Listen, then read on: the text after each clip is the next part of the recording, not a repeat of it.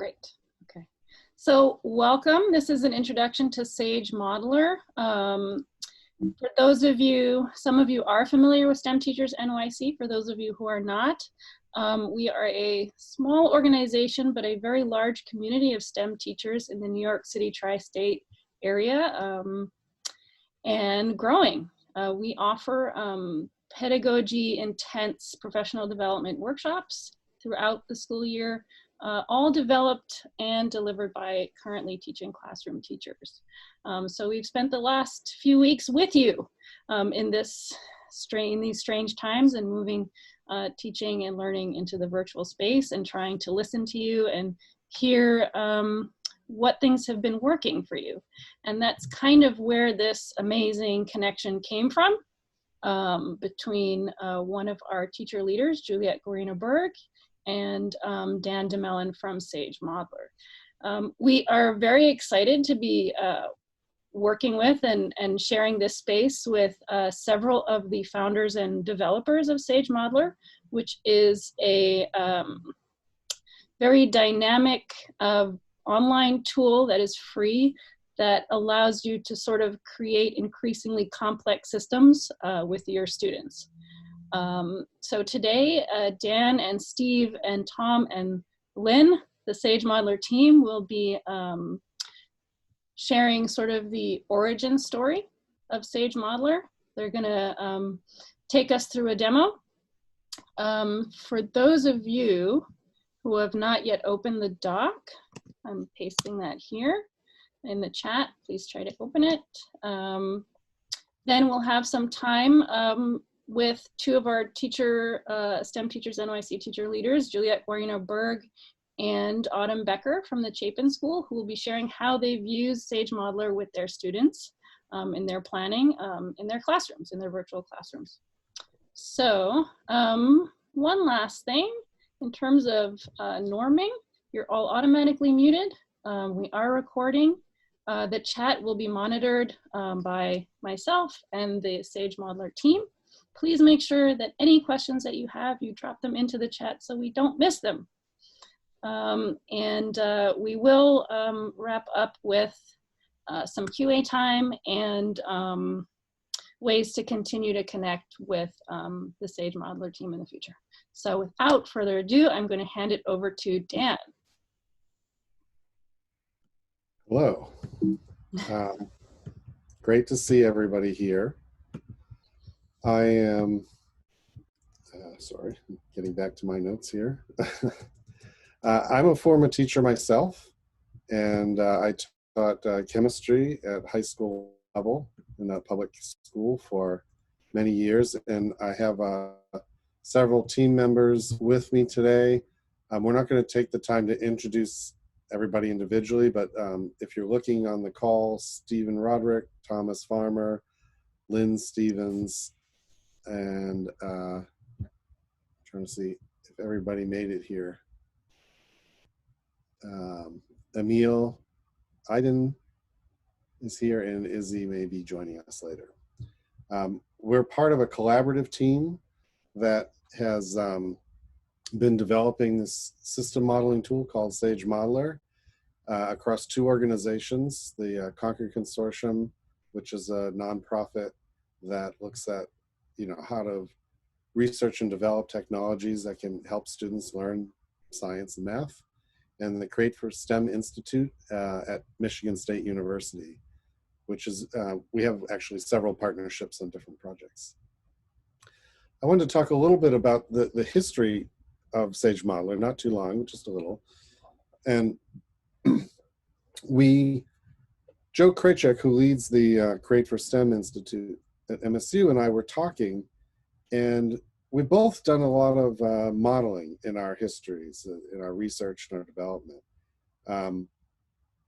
I found myself as a chemistry teacher initially sort of waving my hands around, trying to talk about this unseen world that, the emergent properties of all these interactions that told us all about the world around us. And I got a little frustrated with trying to explain it. I wanted to have students to be able to explore it. So my first work was in developing simulations for students to explore and kind of open up the black box of that invisible world. And I've done a lot of work with students using simulations that I or other people had made in my own classroom. And one of the things that felt that was missing was this idea of students being able to instantiate their own idea of how something works and test it in their own simulation. And there really wasn't any software around that would make that easily possible. So, you know, there's some great software out there for students developing their own simulations. Scratch and NetLogo, for example, are two interesting platforms, but they do require programming and coding. And there's pretty much this somewhat of a steep learning curve to get to a place where you could do any kind of sophisticated modeling of scientific phenomena. And so one of the things that we talked about, I said, well, you know, we should create something that would make this possible for students. It would make it more accessible for students. You wouldn't need to write mathematical equations or code in your traditional way.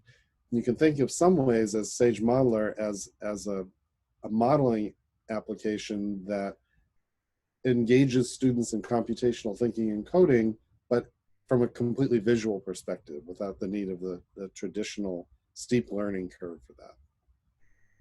And it ranges across from just doing diagrams to doing simpler simulations to doing more complex simulations, and we'll touch on that a little bit today. We're really just going to be able to scratch the surface of what we can do with SageModeler today. And we were talking that depending on interest afterwards, if there is significant interest, we could do a kind of follow-up session if people are interested. So I do want to jump right in. Actually, I saw, oh yeah, so we've got some questions and people are fielding questions. Oh, a key thing I didn't mention, SageModeler is free software. All of the materials that we develop at the Concord Consortium are open source. So the software is all open source. The materials are all Creative Commons. So you're free to take and modify and use, and they'll remain free as long as we exist. So, and we've been around, the Concord Consortium has been around for 25 years now. So we were doing some of the earliest work in technology and learning for science and math. All right, I want to jump in. First thing that's important is everybody has the agenda open. So if you do not have the agenda document open, because we have links to take people where they need to be, please make sure that you open it. I think Tom just put it in the chat for Zoom. It's also pretty easy to type in, short.concord.org/LM6. LM6. So please make sure to open that and scroll down to where it says agenda, and it says try it out. So I'm going to share my screen, and you can follow along if you want, but I'm also going to take the piece that I'm going to go relatively quickly, and I'm going to take the model that I make and share it with you all in this agenda with a new link, and then you'll be able to play and add to it from there. So I'm going to launch it by clicking on this link right here. And when you see it launch, you'll see that splash screen, and then you can choose to make a new document or open some existing document or examples that we have available. And you can save documents to either Google Drive or your local device. I'm going to start by making a new document. And this, this tool is about taking some phenomena, and everyone has some kind of mental model of how something works. And how do we let students express how they think something is working and test their ideas? And so we have this open canvas here, and the first thing I want to do is start pulling out and adding some components of the model that I think are are important. Now, I want to start us off with it's Earth Day. Let's start with a climate change kind of model, and we'll build just the initial skeleton of it. Now, the way I'm going to add a variable is I'm going to drag new image right onto the canvas here. And the first thing I want to put in is temperature of the Earth. So I'm just going to look for something that's related, like temperature. I'm going to grab this icon, and I'll write temperature of the Earth. I want to pause here for just a moment. Notice I wrote temperature of the Earth, and I didn't just write Earth, right? You might think in a model of climate change, you might put a component is the Earth. Because we're actually moving toward doing computational models, each of these things that we drop onto the canvas should be something measurable, something along a low to high or weak to strong or some kind of measure along that way. So rather than just write Earth, I'm writing temperature of Earth. I'm going to drop another piece on here. I know that carbon dioxide is involved, and we don't have a lot of good images in here for carbon dioxide. So I'm just going to put, I want to talk about carbon dioxide in the air. I'm going to search for air. Here, I'll grab this. And I'll write, this is the amount of CO2 in the air. So I've got two variables now.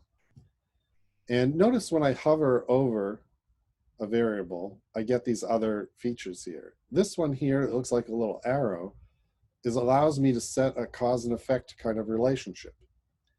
And so amount of CO2 in the air affects, and I'm going to drop it over here. See how temperature of the Earth glows? I'm going to drop it in there and say, affects the temperature of the Earth. So I've now set up my first relationship between two variables. I can then, there's several ways that I can set what this relationship is. I can double click on temperature of the Earth or double click on the arrow, which is a little bit harder to do sometimes because it's a small target. Or I could click on here and I can open this panel over here, which is the relationship panel. Now this panel was sort of critical to how do we make this possible without coding and writing equations? Because basically you're going to write an equation now, but you're going to do it through reading the sentence and setting these words. So an increase in the amount of CO2 in the air causes temperature of the Earth to, and I have some choices here, increase, decrease, vary. We'll leave vary alone and maybe we'll get back to that later. I'm just going to say increase. And then I have some choices. By what? By about the same. That gives me this sort of proportional relationship. And notice this is now turned red and has a line there. I might say more and more.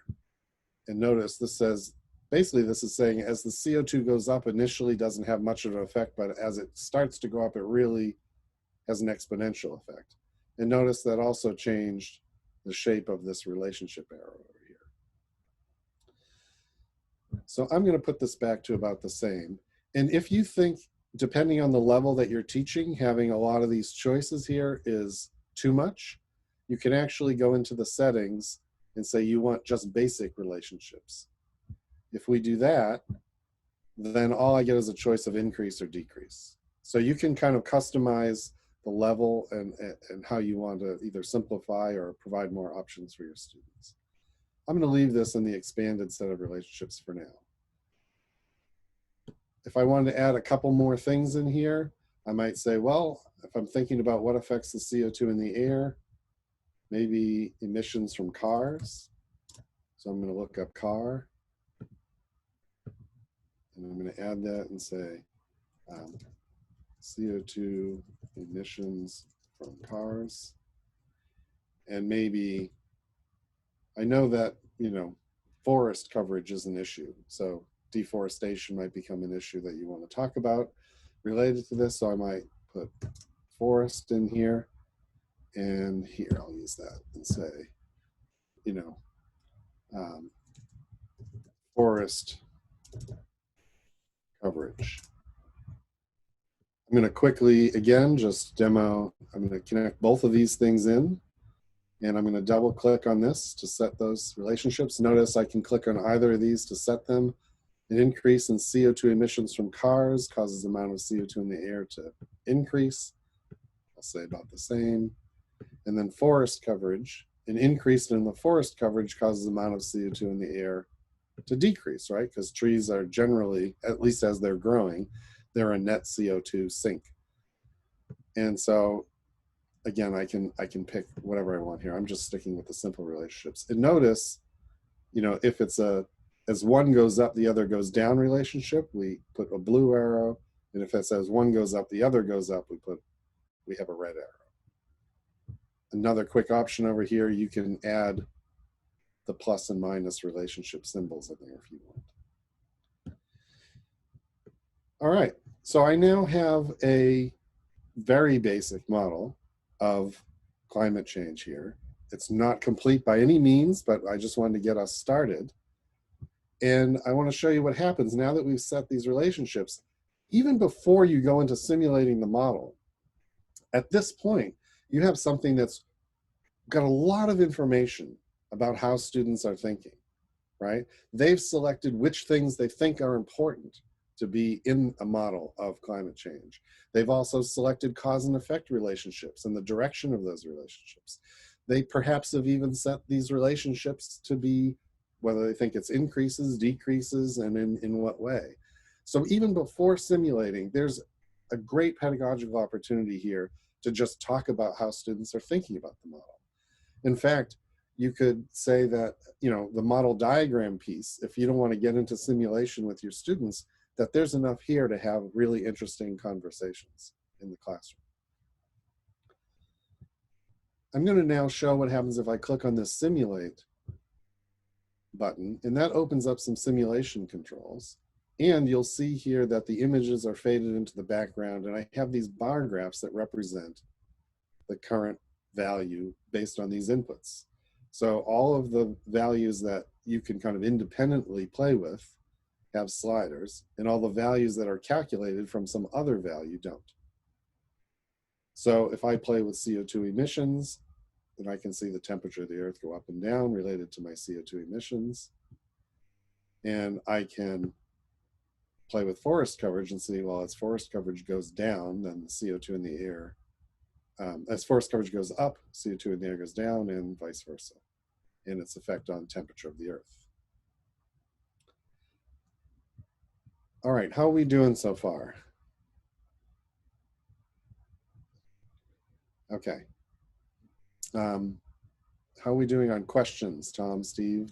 Anything I should address at this point? Not yet.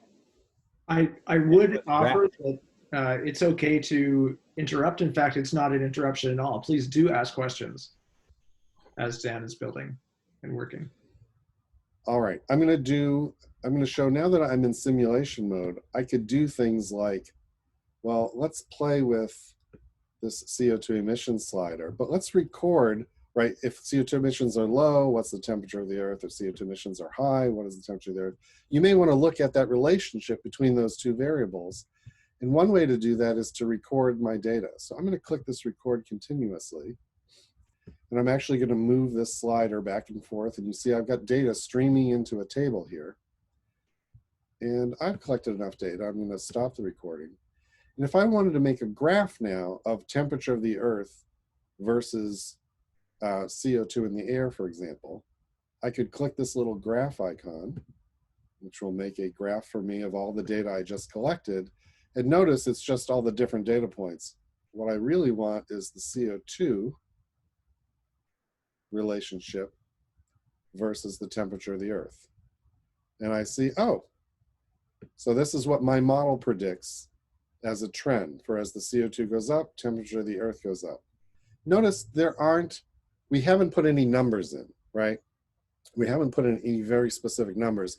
And SageModeler is really it's a tool, I would call it a semi-quantitative kind of tool. You're looking for trends, you're staying at the conceptual level. Once you start putting in specific numbers and looking for specific results, you're getting into defining very complex equations. You have to know what all the coefficients are in the equations in order to get the appropriate numbers to come out. And in many ways, the important things that we're trying to get at here is taking student ideas, putting as few barriers as possible to them getting them out on a canvas for people to see and respond to, and to develop ideas about, you know, well, what does my model predict? In fact, my model predicts, let's see.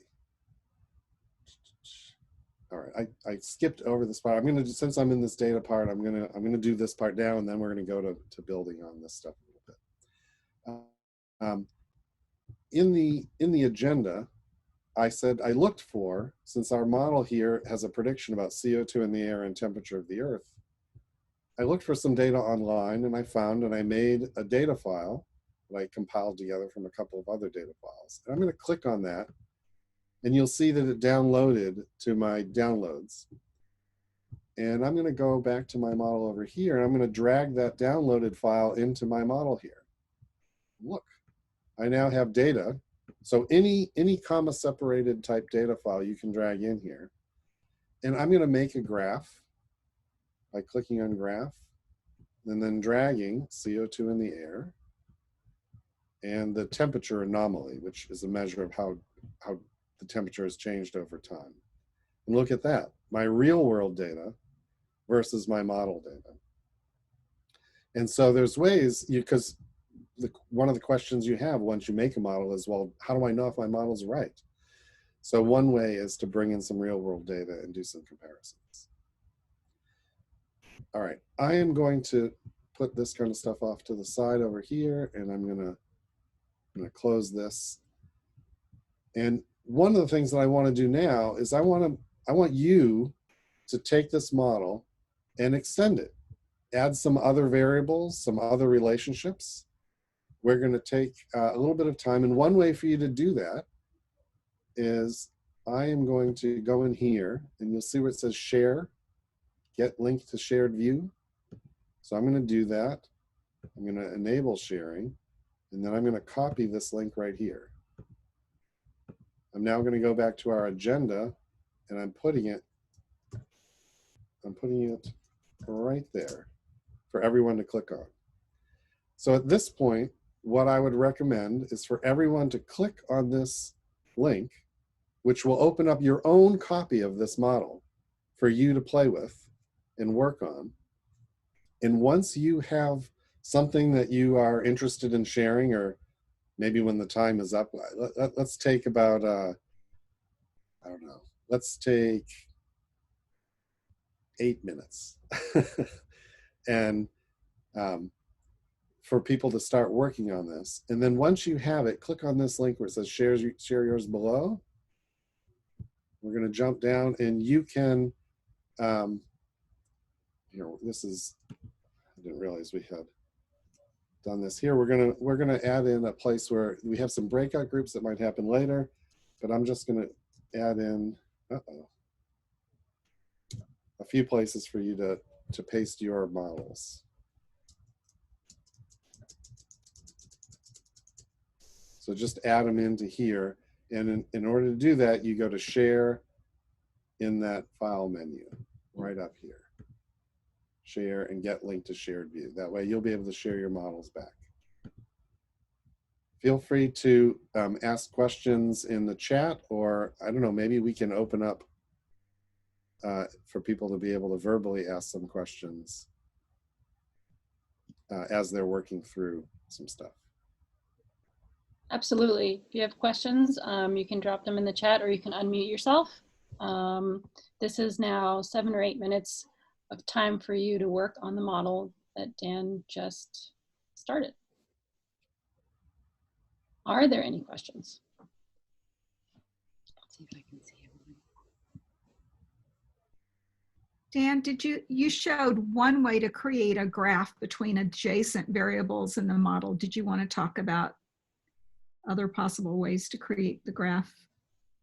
Sure. So in terms of, so I did a graph between these two variables, and they're next to each other, but you could do a graph between any variables that are anywhere in the model.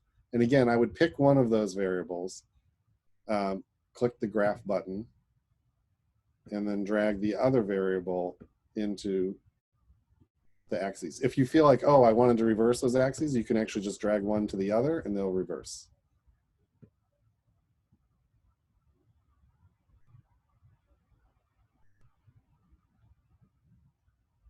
I'm going to stop sharing right now unless people have a question, which I'll jump back into demo.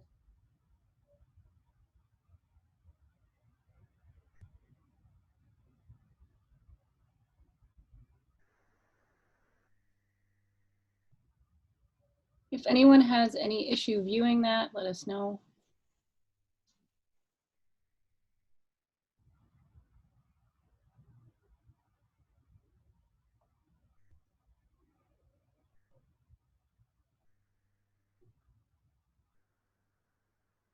Yeah, Alan here. I'm not quite sure how to find that model that you started.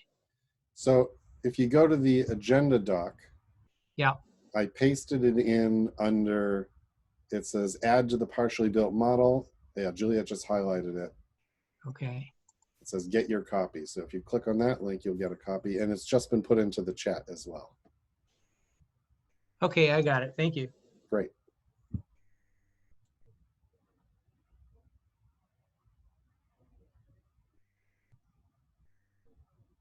And there's no wrong answers here, right? We're just putting in stuff. Maybe you could put in what you think your students would do here if they were given a starter model or if they were starting from scratch. You can also try modeling something yourself. All right, so in terms of the pull down models, I mean the how to set the relationships. Let me come back to here. If I wanted to set the relationship between CO2 emissions from cars and amount of CO2 in the air, I could double click on amount of CO2 in the air. That's going to bring up that relationship panel. I can also double click on the arrow. It's a little bit smaller of a target, but it'll open that up and highlight the right relationship. Or I could even just click on this and then click on the relationship panel over here. So several ways to get that open.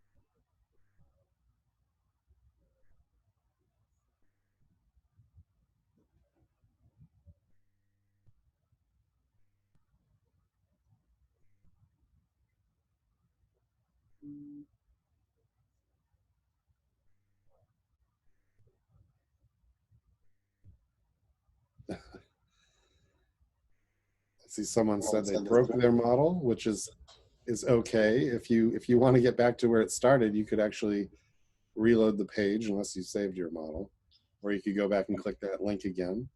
There's also an undo and redo button you see in the upper right corner. So you can undo if you did something that you didn't want to do.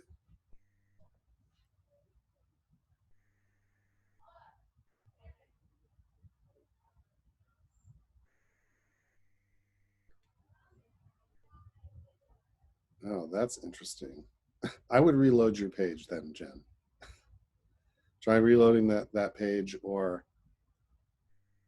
going back to It the won't link. let me It won't let me reload, so I'm going to have to go back to the and start again. Okay. One thing that generally the software works well. There are still some bugs, and we're a nonprofit that runs on grants, so you might have to give us a little bit of leeway in terms of bugs. If you find bugs, please let us know. Since I'm recording, I can't actually see the doc. I'm wondering if anyone has dropped in any of their examples yet. Not yet. There's a question, can students all work on the same model at the same time? So in terms of that link, for example, if you give a share link to your document or a model, then that share link, everybody who opens it has their own copy of it. So everybody can work on that at the same time, and then they could potentially share it back to you. I don't know what kind of learning management system or remote learning everyone has for managing the student work. But for example, you could assign SageModeler either a blank document or a starter model, and then say your return assignment is the share link to the document that you create.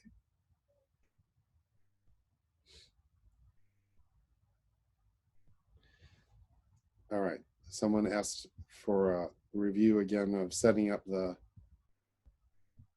variable and the linkage. So I'm going to do that one more time. I'll add one more to my model.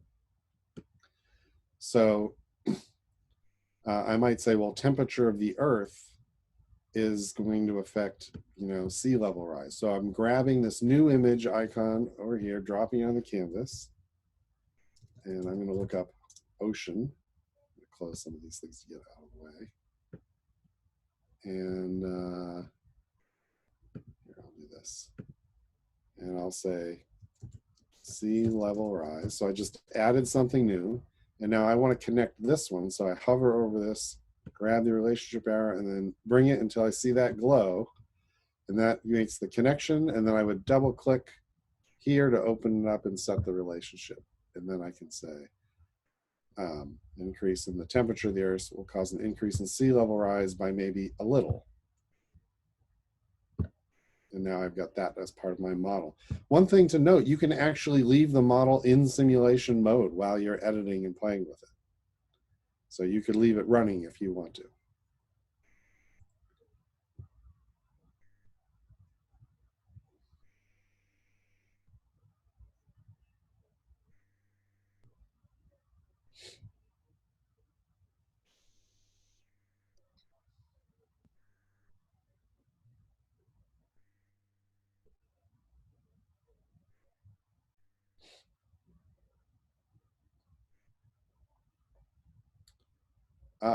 Yadna, it looks like we need to give the participants edit access to add their share link. At least someone needs it. David Aronstein. Let's see. I can actually do this. Let's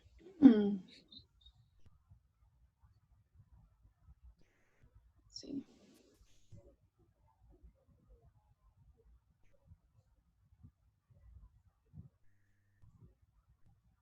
One second.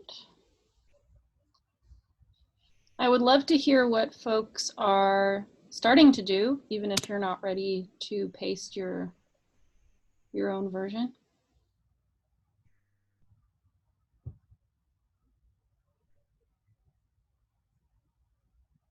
Does everybody have access to the agenda document for pasting now? Okay.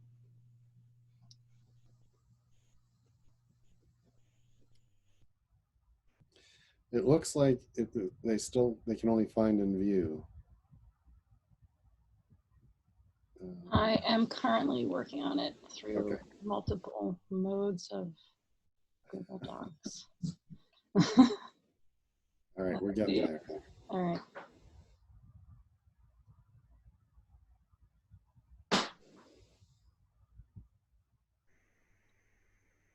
All right.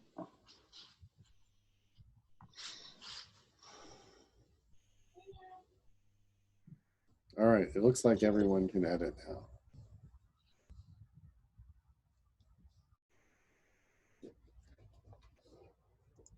Not sure how to paste it. I got the link and I want to share it with you. So if you scroll down in the document, there's a place where it says share your SageModeler model here. If you scroll down in the agenda, Yeah, I see that. and just click next to one of the bullets, and it should paste if you've copied that.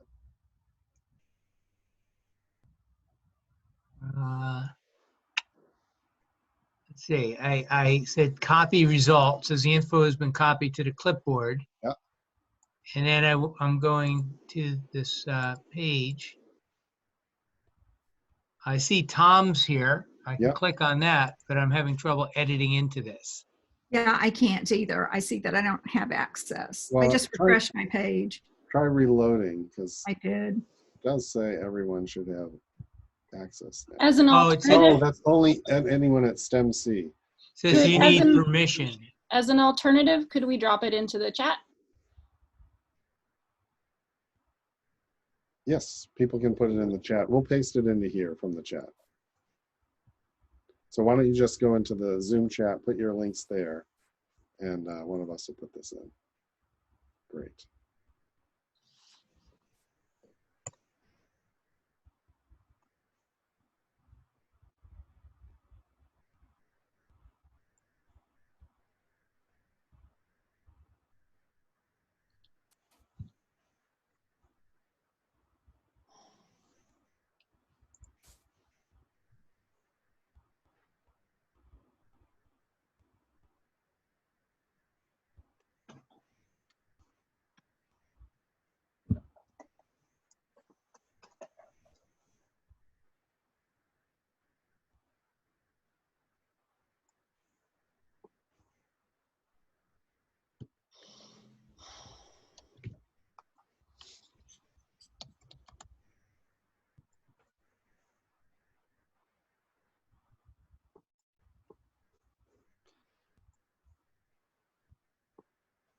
And if you are done playing around, you can start to look at some of these other links that are here. Look at what some other people did.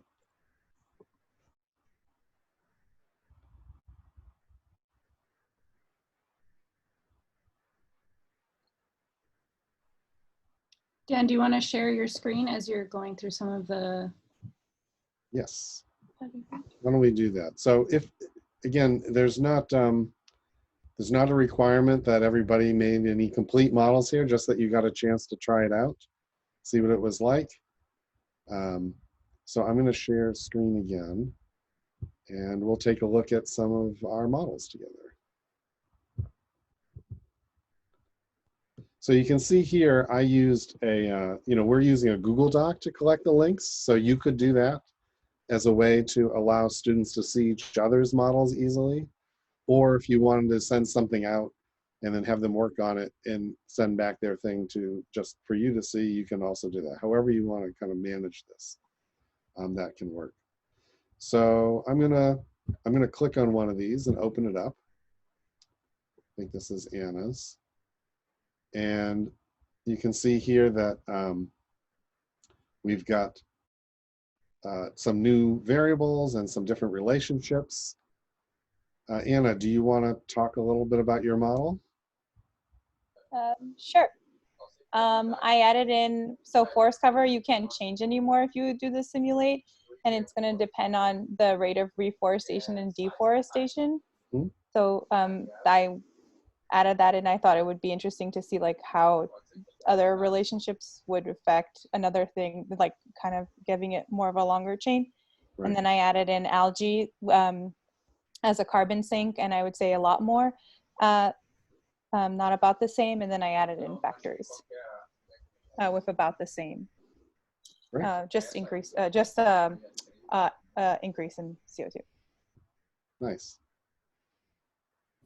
And let's pull up a couple other ones here. Jumping down to Debbie's.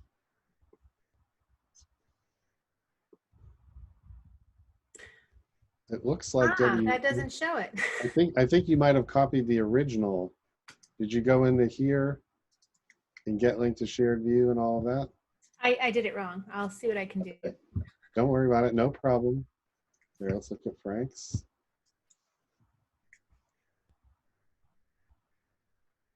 Nice. Frank, can you talk a little bit about your? Yeah, mine's really similar to the last one. I added in industry and logging. I didn't think about doing reforestation. That was a great idea. And then I figured the cows would be just a little, so I had to go up by just a little. And then with the industry, I did it as the same. Great. Yeah, so one of the things you'll see here, and one of the things that we often see in classrooms is as students start to look at each other's, there'll be that, oh yeah, that's a great idea about this, or you'll see sometimes you'll get people thinking about it in very different ways. If I were a teacher, I might preview a whole bunch of these and then pick out a couple that I think are really interesting to spark conversation. Here, let's grab Alan's and see what that looks like. Okay, so another new variable here. One of the things that will come up in terms of, I'm not really going into a lot of meta modeling talk, but as students start to build this out, one of the things that we're looking at here is, well, what variables should we include? Where's the boundary of the system that we're trying to model? And that's kind of a critical component as students are starting to build out these initial models, not just everything, because there's many things that could be part of this, right? I could put in the amount that I drive in this model. Well, certainly I'm contributing something, but is it at the same scale even that all these other variables are here? So talking about the boundaries of a model, the critical components, how deep do you want to go? In terms of taking one of these links, and you could break that link up into many other links. You could imagine even someone taking forest, coverage and breaking this link and putting all the components of photosynthesis in there. But you may don't want to go that level, or maybe that's the whole point of what you want to talk about for your class. So deciding on what those boundaries are is one of these kind of critical things that we do as we're building up these models. I'll look at Can we look at mine, Jen's? Sure. Because Jen. Yes. Because I jammed the temperature up against the top and I wanted to know how I can get it back down. I put in the water temperature and the amount of water vapor in the air. And now when you click simulate, none of the water stuff is adjustable. Right. And I ended up getting it all the way to the top, and now I can't get the temperature down no matter what I do. So it's a really interesting model you have here. One of the things, I moved this variable over here to maybe even see this loop better. So you have here a kind of reinforcing loop in which this thing increases that, which increases this, which is going to increase this. And so it's going to cause everything in that loop to kind of pin. And so you would need something that could affect things from outside of this. You've also hit on an interesting kind of limitation of the simple modeling we're doing here. And there's a more complex modeling that would handle this kind of a feedback loop in a better way. And we'll touch on that a little bit later to talk about other kinds of modeling. We call this kind of modeling we're doing now static equilibrium modeling, because it's basically you have inputs and the whole model kind of instantly equilibrates to what the output is. So notice we're not modeling over time what would happen. We're sort of saying, what's the end result of having this input? What would the end result look like? And depending on the phenomena that you're modeling or the level that you want to get at, it could be important to model the phenomena over time. And that's the kind of modeling in here where it says dynamic time-based simulation. It's a much more complex kind of modeling, so we're not starting with that today. And if we do a follow-up workshop, we can get into that a bit more. I'll show some examples of models that use dynamic time-based simulation a little bit later.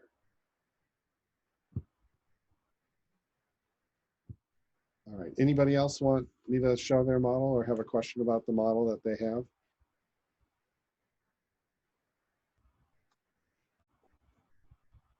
any questions in general about what this is about, or something you stumbled over in trying to build your models?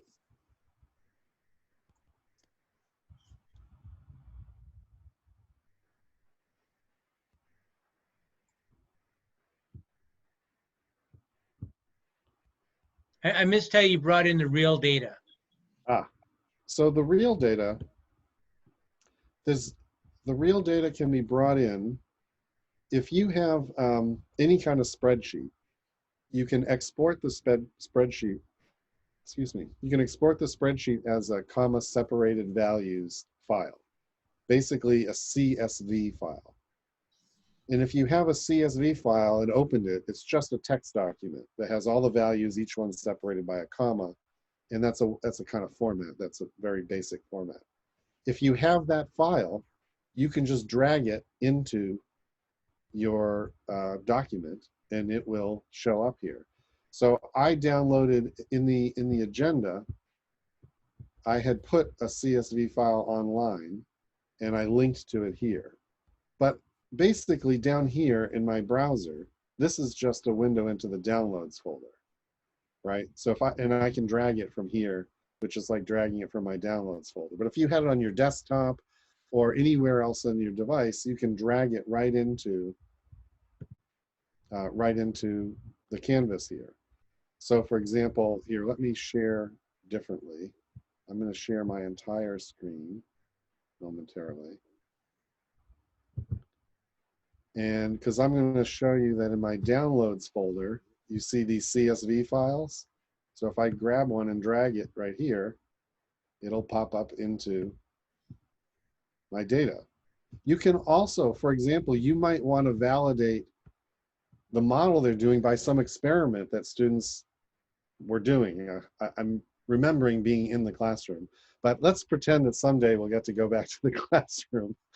And if you wanted to do that yourself, you can also, you see this tables button here, you can say new table, and then you can build your own table and type in data that you're generating as a class or as an individual lab group into here. So that's another way of either typing data directly in or pulling data in from someplace else. If you had a Google spreadsheet and you export it as CSV, you can then drag it right in here as well. So there's lots of different ways to do it, but primarily dragging in here. I think you can also, I tend to drag and drop things, but you see this import under the menu. If I click import, and then I can drop a file here, and it's basically the same as that. Or if I click on this, it'll give me a file dialog. And if I went to my downloads, I can see where I have some CSV files that I downloaded. And I could select one, and then that would import here. So a bunch of different ways on getting data in here. All right, I realized we were getting close to the end of our thing. So what I want to do is I want to make sure that we have time for Autumn and Juliet to talk about some of the models that they are planning to use with their classes. So why don't you two take over, and I will stop sharing.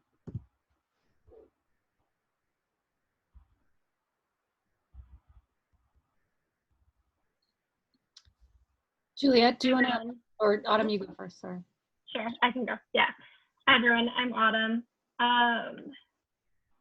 Let's see if I can share my screen. So in my class right now, what we've been working on is an astrobiology unit, and we've been thinking about life on our own planet and how we can use what we know about life on Earth to then study other planets within our solar system and then planets outside of our own solar system. And so I was trying to give them an opportunity to do some experimentation at home, even in the context that we are doing school in. And so I had them do an experiment where they were looking at the growth of mold and how factors affect the growth of mold. So they designed an experiment with just one independent variable, and they had to decide how they thought that changing that one independent variable would affect the growth of mold. But as a whole class, we had touched upon more or less how each of these different factors that living things need affect the growth of mold. So I had them build a model that I'm sharing with you now. And so this is an example of a student who was looking at these different factors and how she thought it was going to affect the growth of the mold. And we can simulate to look at how if you decrease air, she thought that there was going to be no mold. As you increase air, you can see that this bar here increased, showing that there's growth of mold. And what they did was they executed their experiments, they collected their data, and then they shared their data with each other because they were only investigating one of these factors. They could then, once they collected data from one another, then go back and revise their model. So this is actually a revised model. So this includes all of the data that the class collected. And for instance, like initially they thought that like a lot of light was going to help the mold grow, but what they ended up finding was that actually the light made the water in their plastic bags evaporate, and then that decreased the amount of mold that they were seeing on their bread. And so she revised her model to show that. So this is what I've been up to and how I've been using SageModeler in my classroom. And where I'm going with this is we're going to talk about other planets in our solar system. What factors does a planet have to have in order to be habitable? And they'll be developing models of what makes a planet habitable, like the one I have here. So they'll develop this model on their own. This is kind of what I'm looking for them to develop. And then they'll be collecting data about the planets in our solar system and using the model to test if any of our planets are habitable to life. All right. I'm also going to share my screen. My name is Juliet. I also work at the Chapin School with Autumn. I am the class 4 or 4th grade science teacher. I'm also on the board of directors here at STEM Teachers NYC. So I teach 4th graders, so I came at this from a couple of different perspectives. I came at it from the perspective of somebody who teaches younger grades, and also rather than a biology perspective, an earth science perspective. So my students are currently researching different types of severe weather systems. So hurricanes, tornadoes, extreme precipitation, droughts. And what I would like them to do following their research is have them create models of that weather system. So I tried to create this model from the perspective of a 4th grader. What would a 4th grader, after researching hurricanes, how would they create a hurricane model? So I had my 4th grade self think of it in terms of inputs and outputs. So we have my hurricane, and it's not just hurricane, it's strength of hurricane, because I want it to be a value that can increase or decrease depending on the inputs. And as my causes of the hurricane, I have temperature of water and the amount of moist, warm air rising.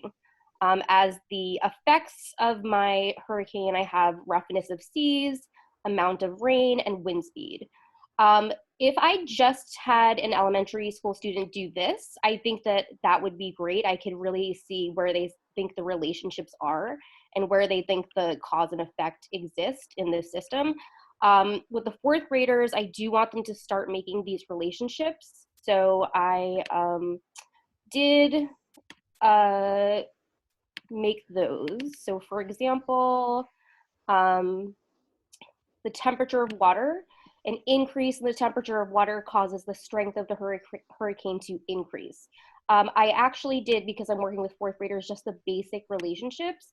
I didn't want them to have to choose between a linear relationship and the other relationships. I just wanted it to be a linear relationship for simplicity's sake.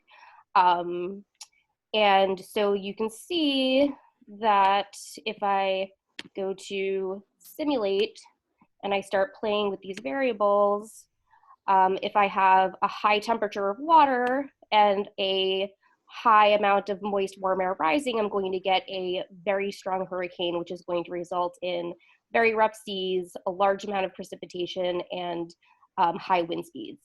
On the other hand, if I have low temperature of water and I don't have any moist, warm air rising, I'm going to see not as strong of a hurricane, if any hurricane at all, because those are the factors that go into actually having a hurricane. And then I'm not necessarily going to see these outputs, at least not as a result of the hurricane itself. You can see if I decide to, put this right in the middle, I'm still going to get a hurricane, but it might not be as strong as the hurricane that I would get if I had higher temperatures and a greater amount of moist, warm air rising.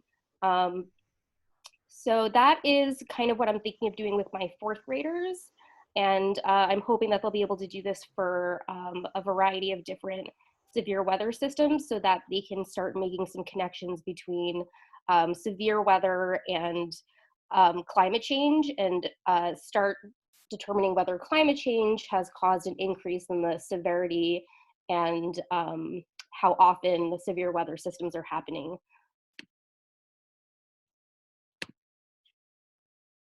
Thank you. Fantastic.